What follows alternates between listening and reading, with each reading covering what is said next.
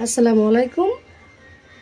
আজকে আপনাদের জন্য একটা বড় মাছের মাথা সহ কিছু মাছের অংশ দিয়ে পটল তরকারি দিয়ে কষা ভুনা করব।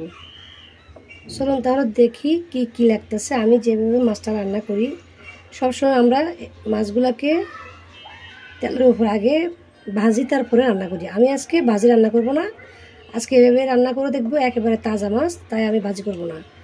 ভাজি না করেও রান্না করলে কিন্তু খেতে আলাদা একটা টেস্ট থাকে। তো চলুন তাহলে এই কার্পু মাছটা আমি রান্না করে নিচ্ছি। কীভাবে রান্না করব, কী কী উপকরণ দিয়ে, তা রান্না করতে করতে আপনাদের সাথে শেয়ার করব। আমি এখানে চুলায় একটা প্যান বসিয়ে দিয়েছি, চুলাটাও দিয়ে দিলাম,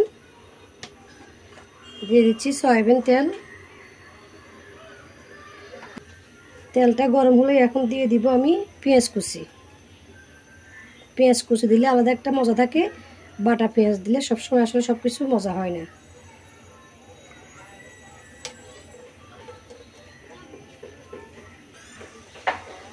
পেঁয়াজটাকে আমি 2 মিনিটের মতো এভাবে ভেজে নিব।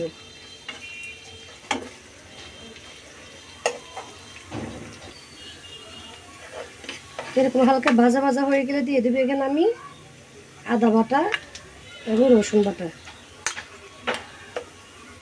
আর দিয়ে দেবো সাথে সামান্য পরিমাণে 1 চামচের মতো সরষে বাটা।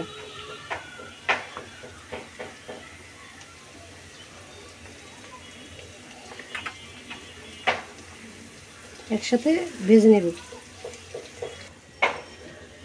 সব কিছু একসাথে 2-3 মিনিট ভেজে নেওয়ার পর আমি এবার দিয়ে দিব হলুদ মরিচ যা লাগতেছে।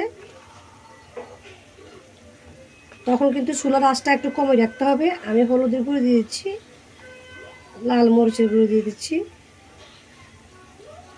জিরা এবং সামান্য পরিমাণ ধনিয়া। ধনিয়া একদম কম দিবেন, মাছের সাথে তেমন ধনিয়া দেওয়া লাগে না। 2টা দিয়ে দিচ্ছি ফালি করে রাখা কাঁচামরিচ।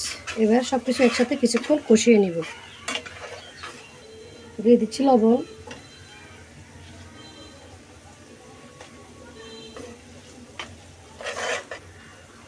দু মিনিট কষানোর পর আমি দিয়ে দিব সামান্য পরিমাণ মতো পানি।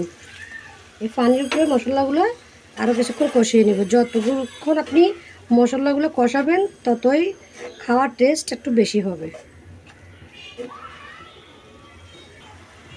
যখন দেখবেন এই পানির উপরে তেলগুলো বেশি বেশি আসছে, সুন্দর করে লাল লাল হয়ে আসছে, তখন মাছগুলো দিয়ে দিবেন।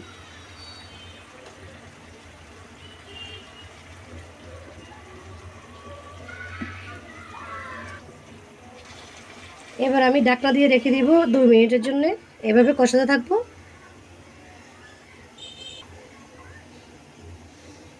2 মিনিট পর আমি ঢাকনাটা উঠিয়ে নিচ্ছি। এবার আমি মাছটাকে উল্টিয়ে দিব। এভাবে আবারও 2 মিনিটের জন্য রান্না করব।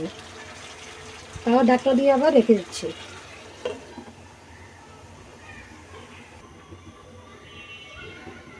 আবারও চলে আসলাম, ঢাকনাটা উঠিয়ে নিচ্ছি। মাছটা কিছুক্ষণ কষানোর পর এবার মাছের সাথে আমি দিয়ে দিব পটল। এখানে 2টা পটল নিয়েছি আমি, এভাবে টুকরো করে। বড় মাছের সাথে অবশ্যই এভাবে বড় বড় করে টুকরো করে দিবেন। বড় মাছের সাথে কিন্তু বেগুন দিলেও খেতে খুব ভালো লাগে, কারণ সবাই তো বেগুন খাবে না বাসায়, এই কারণে বেগুন দিতে পারিনি। এবার আমি 1 কাপ পরিমাণ পানি দিয়ে দিব।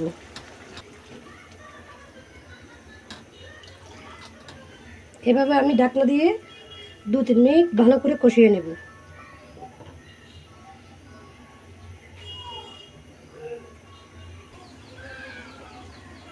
চলে আসলাম অনেকক্ষণ পর, ঢাকনাটা উঠিয়ে নিচ্ছি।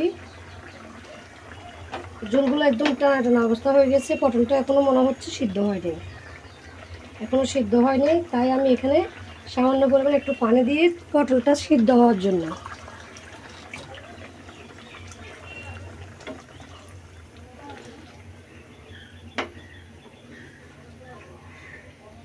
পানি দিয়ে দেওয়ার পর দিয়ে দিচ্ছি আমি ধনেপাতা কুচি। এই শীতের সিজনে ধনেপাতা ছাড়া কিন্তু মাছ সবজি কিছু খেতে ভালো লাগবে না। পটল আর ধনেপাতা একসাথে সিদ্ধ হয়ে আসবে।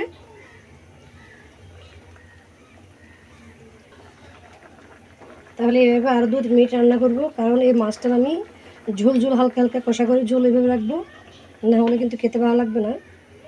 ঢাকনা দিয়ে দিলাম, কিছুক্ষণ পর ফিরে আসবো। ঢাকনাটা উঠিয়ে নিচ্ছি আমি প্রায় 3-4 মিনিট পর এসে।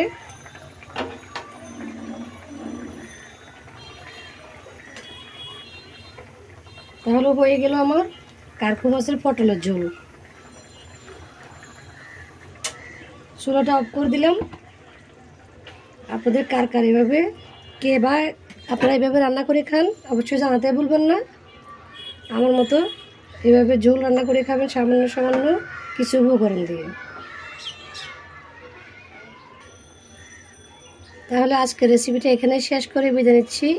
তার আগে আরও একটা কথা বলে দিচ্ছি, যারা এই ভিডিওগুলো দেখতেছেন অবশ্যই একটা লাইক দিতে ভুলবেন না এবং সাবস্ক্রাইব করতে ভুলবেন না চ্যানেলটাকে। আমার ছোট্ট চ্যানেলটাকে সাবস্ক্রাইব করে আমার পাশে থাকবেন। সবাই ভালো থাকবেন। আল্লাহ হাফেজ।